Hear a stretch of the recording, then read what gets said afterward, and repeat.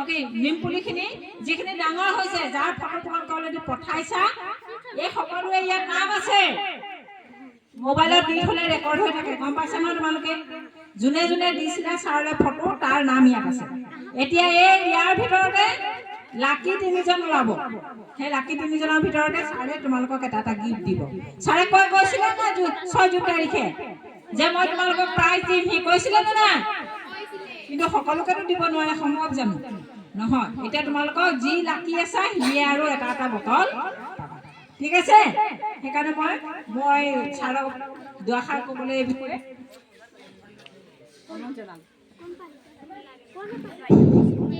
তোমালোকে গম পাইছাই মই যে জুন মাহত আহিছিলোঁ আৰু তোমালোকক সকলোকে একোটা নিম পুলি দিছিলোঁ ঘৰত মাৰ লগত ৰোপণ কৰি ফটো দিয়াৰ কাৰণে আৰু ফটো দিয়াৰ পিছত তোমালোকক এটা প্ৰাইজ দিম বুলি কৈছিলোঁ গতিকে মই যেতিয়া তোমালোকক কথা দিছোঁ সেই কথা অনুসাৰে আজি উপস্থিত হৈছোঁহি তোমালোকে সকলোৱে নিম পুলি ঘৰত মাৰ সৈতে ৰোপণ কৰিছা গতিকে তোমালোকক সকলোকে মোৰ ফালৰ পৰা আন্তৰিক ধন্যবাদ জ্ঞাপন কৰিলোঁ আৰু নিম পুলিটো দীৰ্ঘায়ু ডাঙৰ হওক তোমালোকে যত্ন কৰিবা আকৌ তোমালোকক মই লগ পাম আজি আমি যিসকল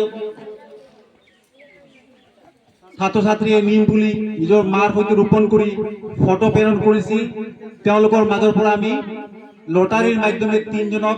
3টা পুৰস্কাৰ আমি আৰু সম্বৰ্ধনা জ্ঞাপন কৰিম তোমালোকক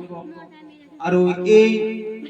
যিটো লটাৰীৰ মাধ্যমে আমি তোমালোকক পুৰস্কাৰ বিতৰণ কৰিম এই লটাৰী এতিয়া আমি আৰম্ভ কৰিম তোমালোকে যিসকলে নিম পুলি বিতৰণ কৰিছিলা তেওঁলোকৰ ইয়াতে আছে নামবোৰ গম পাইছানে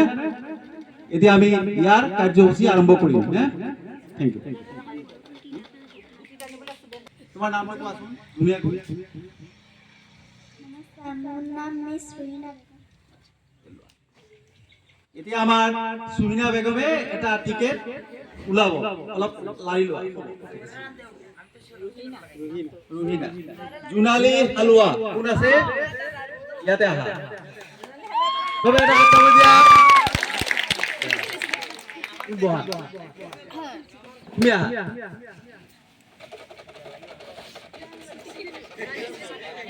এটা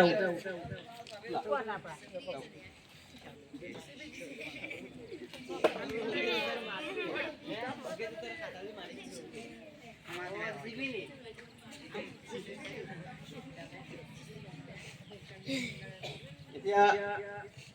ৰুমিতা বাই হালুৱা তবে এটা দিয়া এতিয়া মই এইটো আমাৰ মদন ছাৰক অলপ হেৰি কৰিব দিছোঁ তেওঁ এতিয়া আহা লৰাৰ পৰা চাহিদ আহা লৰাৰ পৰা এইটো আমি এটা অনুপ্ৰেৰণামূলক এটা খেল বুলিয়ে ভাবা আৰু এইটো লটাই নহয় অনুপ্ৰেৰণামূলক এটা আমি খেল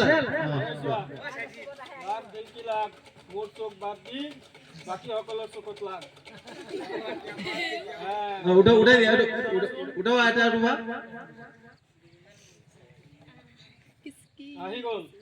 আহি গল এতিয়া কাৰ বা লাকত আছে নামটো চোৱা কাৰ লাগে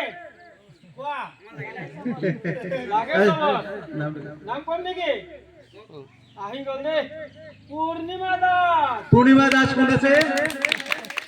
সব ছোৱালী মানুহে পাইছে ঠিক আছে এতিয়া আমি আমাৰ এইখন বিদ্যালয়ৰ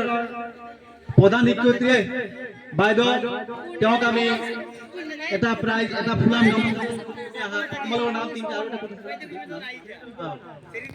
এতিয়া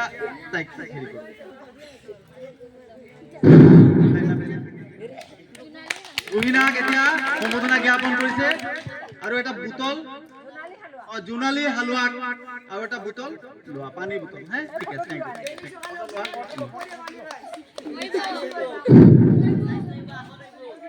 থ্যাংক ইউ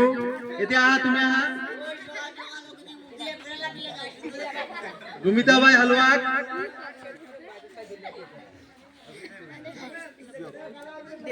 হ'ব থ্যাংক ইউ ফুটি হৈছে নেকি এতিয়া বুটলটো লোৱা পানী বুটল বাস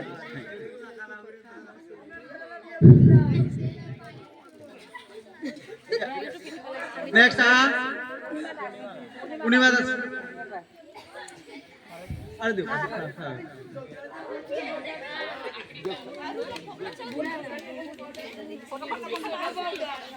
এয়া পূৰ্ণিমা দাস বাস বাস এইফালে চোৱা এইটো লোৱা হৈ গ'ল থেংক ইউ আজি আমাৰ ইয়াতে আমি এই প্ৰগ্ৰামটো সমাপ্ত কৰিম কিন্তু আমাৰ লগত অহা বিশিষ্ট আমাৰ চিআৰচি মদন ছাৰে অলপ কিবা দুই এষাৰ ক'ব বুলি আশা কৰিলোঁ কওক ছাৰ সম্মানীয় আমাৰ এই বিদ্যালয়েৰ প্ৰধান শিক্ষিকা মহোদয়া আমাৰ এই বিদ্যালয়ত আজি আমি ইয়াতে বিভিন্ন শিক্ষক শিক্ষয়িত্ৰীক আমি দেখা পাইছোঁ তেওঁলোককো মোক আজি এই সুবৰ্ণ সুযোগত মই শ্ৰদ্ধাঞ্জলি অৰ্পণ কৰিছোঁ আৰু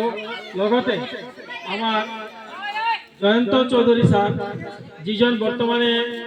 ইছলামনগৰ ক্লাষ্টাৰৰ CRCC তোমালোকে জানা যে জয়ন্ত চৌধুৰী ছাৰে এটা বিপ্লৱ চলাইছে যি বিপ্লৱৰ নাম হৈছে সবুজ বিপ্লৱ সেউজীয়া বিপ্লৱ এই গোটেই বিদ্যালয়সমূহ গোটেই প্ৰতিষ্ঠানসমূহ যিমান অনুষ্ঠান প্ৰতিষ্ঠান আছে সকলো ঠাইতে যাতে নিম পুলি গছ অৰ্থাৎ নিম পুলি ৰোপণৰে আমাৰ এই অনুষ্ঠান প্ৰতিষ্ঠান বিদ্যালয়সমূহ যাতে সেউজীয়া হৈ থাকে আমি ছাত্ৰ ছাত্ৰীসকলে যাতে নিৰ্মল বতাহ পাব পাৰোঁ আমাৰ এটা যাতে নিৰ্মল পৰিৱেশৰ সৃষ্টি হয় আমাৰ মনবিলাক যাতে নিৰ্মল হয়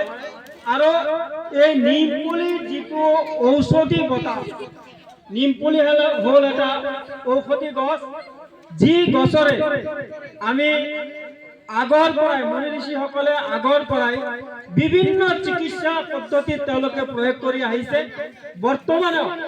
এই নিম পুলি আমাৰ বিভিন্ন চিকিৎসা পদ্ধতিত প্ৰয়োগ হৈ আছে ইয়াৰ মাধ্যমেৰে য'ত আমাৰ বেছি পৰিমাণে নিম পুলি থাকে তাতে যি বতাহ দিয়ে তাতে আমাৰ অক্সিজেনৰ পৰিমাণো বেছি থাকে যাৰ ফলত আমাৰ যিটো আমাৰ দেহাত হওক আমি একেলগে থকাৰ ফলত যাতে তাতে যে আমাৰ অক্সিজেনৰ অভাৱ হয় সেই অক্সিজেনৰ অভাৱ যাতে দূৰ হয় আৰু দূৰ হৈ পেলাই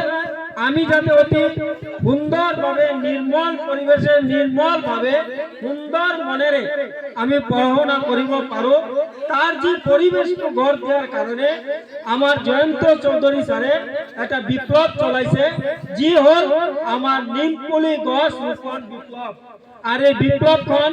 আজিৰ পৰা নহয় প্ৰায় আজি তো 25-30 বছৰ ধৰি এই বিপ্লৱ চলাই আছে এতিয়ালৈকে তো 60,000 এবাৰ গছ পুলি তাও বিভিন্ন অনুষ্ঠান প্ৰতিষ্ঠানত বিতৰণ কৰিছে আৰু ইয়াৰ ভিতৰত মিনিমাম 50% হল যি গছবিলাক এতিয়ালৈকে থিয় হৈ পেলাই আমাক বতাহ দি আছে এটা নিৰ্মল পৰিৱেশৰ সৃষ্টি কৰি আছে এইখন বিদ্যালয়তো তোমালোকে লগাইছ কোনোবা ঘৰত লগাইছ আৰু এইবিলাক ফটো আজি তোমালোকে জয়ন্ত ছাৰৰ গ্ৰুপত দিছ ইয়াৰ মাধ্যমেৰে তেওঁ তোমালোকক আৰু উৎসাহিত কৰিবলৈ তেওঁ তোমালোকক এটা এটা পুৰস্কাৰ দি আছে যাৰ ফলতে আজি যিসকলে পাইছ তেওঁলোকে আনন্দিত হৈছ আৰু যিসকলে পোৱা নাই তেওঁলোকে আনন্দিত হ'ব লাগে যে অহা দিনত আমিও তেনেকে বিপ্লৱত অংশগ্ৰহণ কৰি আমিও আৰু গছ লগাই যাম আৰু এই পুৰস্কাৰ আজি এই 3জনে পালে অহা দিনত আমি আৰু 20জনে পাম এইটো প্ৰতিজ্ঞা তোমালোকে ল'ব লাগিব যদি তোমালোকে সকলোৱে প্ৰতিজ্ঞা লৈ পেলাই আগুৱাই আহা তেন্তে আমাৰ জয়ন্ত চৌধুৰী ছাৰৰ যি ইচ্ছা যি বিপ্লৱ এই ইচ্ছা আৰু বিপ্লৱ এদিন সফল হ'বই আৰু এই তেওঁৰ যে প্ৰকৃতিখনক তেওঁ যে সেউজীয়া কৰাৰ কাৰণে যি প্ৰতিজ্ঞা লৈ পেলাই তেওঁ যুঁজত নামিছে এই যুঁজ এদিন সাকসেস হ'বই আৰু আমাৰ এই ছাৰ এদিন বহু দূৰলৈকে তেওঁৰ নাম কি হ'ব বিয়পাই কৰিব আৰু তোমালোকে আজি এই অনুষ্ঠানত আমি যি পুৰস্কাৰ পালা অহা দিনত তোমালোকে আৰু বেছিকৈ পাবা তোমালোকে ছাৰে বাৰে বাৰে আহি থাকিব নিম পুলি তোমালোকক দি থাকিব সেই নিম পুলি তোমালোকে বিদ্যালয়ত হোক ঘৰত হোক তোমালোকে লগাবা আৰু গছ এই পুলিখন যাতে জীয়াই থাকে